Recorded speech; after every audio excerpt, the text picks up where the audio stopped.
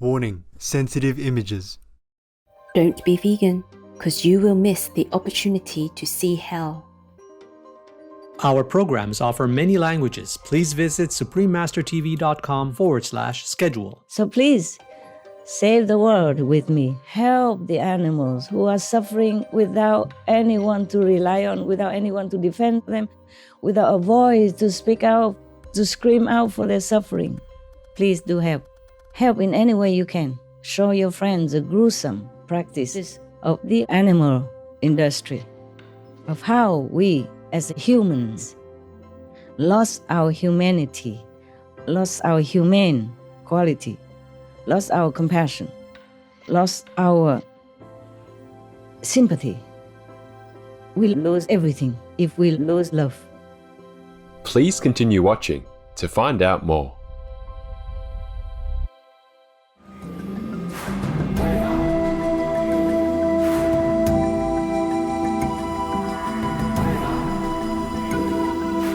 Tēnā koutou katoa. That means hello and welcome in the Māori language. It's how you might be greeted if you attend a public or formal event in New Zealand. I'm Grace, the benevolent cow, with Ava, the proud hen, and Larry, the innocent little piggy. The three of us are happy to see you again. The merciful people and delightful animals of New Zealand wish for you to live a benevolent lifestyle. Welcome to our show, entitled World Day for Farmed Animals, the life all animals wish for, part 2 of 2. Glad to see you again. Hello, everyone. As we mentioned in the last episode, we're gathered here to mark World Day for Farmed Animals, which takes place every October 2nd. On this day, we call for humans to rescue our fellow animal friends who are sadly exploited for various purposes. Auntie Grace, do you know how this day was created? Of course, little Larry. World Day for Farmed Animals was first observed on October 2nd, 1983 by the non-profit animal rights group Farm Animal Rights Movement, or FARM. This date was chosen to coincide with the birthday of Mahatma Gandhi, the world-renowned non-violent resistance leader from India. The day serves as an annual reminder to expose the ugly truth behind the animal livestock, poultry, egg and dairy industries, and to better this world for our animal co-inhabitants. One of the purposes of this movement is to promote the compassionate vegan diet. I understand that World Day for Farmed Animals is held to draw attention to the plight of animals in meat processing factories. But what is actually done on this special day? Animal advocates throughout the world hold various activities to promote animal rights causes and veganism, such as distributing leaflets, screening videos on the negative impact of animal livestock raising, setting up information tables at festivals, holding group vigils at animal factories as a form of protest, and leveraging social media to foster awareness of this important issue. I'm really happy to hear that some of our human friends are taking action on our behalf. Could you please share some examples of noble humans advocating for animal rights? There are countless humans, organisations, and government entities working towards this goal. One of them is the famous actor Joaquin Phoenix. Oh, he's an Oscar winner, right? Yes, he won an Oscar for Best Actor in 2020. He has teamed up with various organisations advocating against the exploitation of animals and has produced and narrated numerous documentaries about animal issues. I remember a recent event that went viral in which Joaquin made an impassioned plea for animal rights at his Oscar acceptance speech. That's right, Ava. Mr. Phoenix urged human beings to show more empathy. He stated that, "We feel entitled to artificially inseminate a cow, and when she gives birth, we steal her baby, even though her cries of anguish are unmistakable. And then we take her milk that's intended for her calf, and we put it in our coffee and our cereal." Grace, This example must be very personal to you. Indeed, what he said is all true. I was so touched when I saw Mr. Phoenix appear in an ad for PETA to promote veganism. He poses next to a chicken, along with the message, "We are all animals." Bravo, Joaquin Phoenix! Thank you for using your fame and influence to stand up for animal rights and encourage everyone to eat vegan food.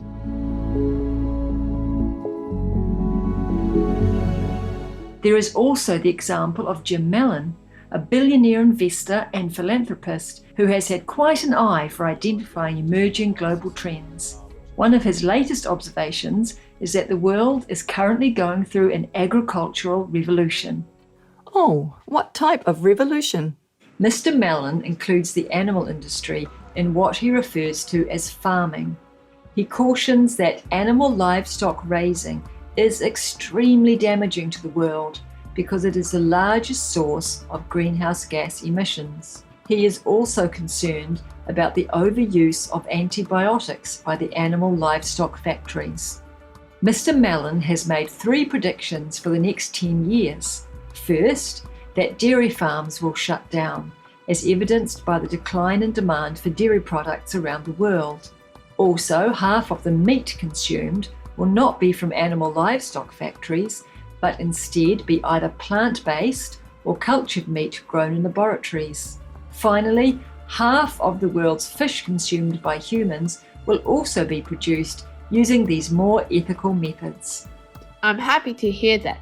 I hope his predictions will be realized soon. Let's take a brief pause and pray for a vegan world. We will be right back. Please stay tuned to Supreme Master Television. Eating fruit and vegetables, suffering not therefore the bad karma or retribution caused by the mouth. Live in the world, enjoy the Tao. Chúc làm Zen Buddhism.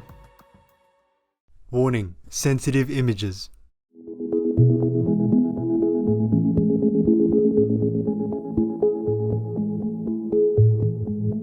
Welcome back to our program, World Day for Farmed Animals, the life all animals wish for, part 2 of 2 on Supreme Master Television. Auntie Grace, it's great that famous people are doing their part to promote animal rights and veganism. But what else is being done? I'm glad you asked. It's encouraging to see world governments responding positively to demands from their citizens for improvements in environmental and animal welfare policies. We definitely need to see good progress at a governmental level as well as from citizens and consumers. I have heard that the United Kingdom government has been at the forefront of environmental progress and has set an ambitious goal of achieving zero net greenhouse gas emissions by 2050. Indeed, the Climate Change Committee, CCC, is an independent body which advises the United Kingdom government on setting emissions targets. They specifically recommended in June 2021 that the population reduces meat and dairy consumption 20% by 2030 and 35% by 2050. This is a good start, but let's hope the UK government and other governments can deliver on their promises to address climate change and even promote a vegan world to truly save our precious earth. That is very positive. Is there more being done to ease animals' pain, Grace? Yes, there certainly is, and it involves a recent event that's near and dear to our heart. On June 10, 2021, the European Parliament voted to ban the use of cages in animal factories within the European Union by 2027. This all began with a successful European Citizens Initiative in 2018 to end the cage age, which was signed by 1.4 million Europeans. Thumbs up to European citizens. The European Citizens Initiative End the Cage Age represents a massively successful campaign for animal welfare. It was supported by more than 170 organisations, including more than 140 scientists, veterinarians, and representatives of the business community. That's great to hear, but will people still kill and eat animals, even if they don't keep animals in cages anymore? Exactly my question. I'm really concerned about that too. This is surely a great start. But why not simply propose instead to ban the barbarous animal industry altogether? Whether they are locked in cages or not, animals bred for human consumption always suffer. I agree with your sentiment, my dear. This law is an important step forward, but our work is not yet done because this does not solve the root of the problem. Going vegan is the best thing people can do to help stop animal suffering. Supreme Master Ching Hai graciously urges people to be a hero and take bold actions for a vegan world, to save the animals from suffering, save humanity, and save the planet. So please, save the world with me. Help the animals who are suffering without anyone to rely on, without anyone to defend them, without a voice to speak out, to scream out for their suffering. Please do help. Help in any way you can. Show your friends the gruesome practices of the animal industry, of how we as humans lost our humanity, lost our humane quality, lost our compassion, lost our sympathy. We lose everything if we lose love. We sincerely thank Supreme Master Ching Hai, all the influential celebrities and benevolent government entities for setting a great example and bringing about positive change. Yes, be vegan. Don't eat animals anymore. We are humans' friends, not food. We hope more concrete actions will be taken in the very near future. In short, going vegan is a must if we want to protect animals and safeguard the health of everyone and Mother Earth. It's truly a win-win move for all. Most compassionate viewers, we sincerely thank you for being here with us today. Coming up next is Story of the Buddhist Hill, Part 2 of 2 on Between Master and Disciples, right after Noteworthy News. May divine benevolence and wisdom continue to guide the inhabitants of our planet. Vegan, because the children will suffer if we don't save this planet. Our programs offer many languages. Please visit suprememastertv.com/schedule and suprememastertv.com/AW. Nos programmes offrent plusieurs langues. Veuillez visiter suprememastertv.com/schedule et suprememastertv.com/AW. Nuestros programas ofrecen varios idiomas. Visiten suprememastertv.com/schedule y suprememastertv.com/AW. Acara kami menyediakan banyak bahasa. Silakan lihat suprememastertv.com/schedule dan suprememastertv.com/AW.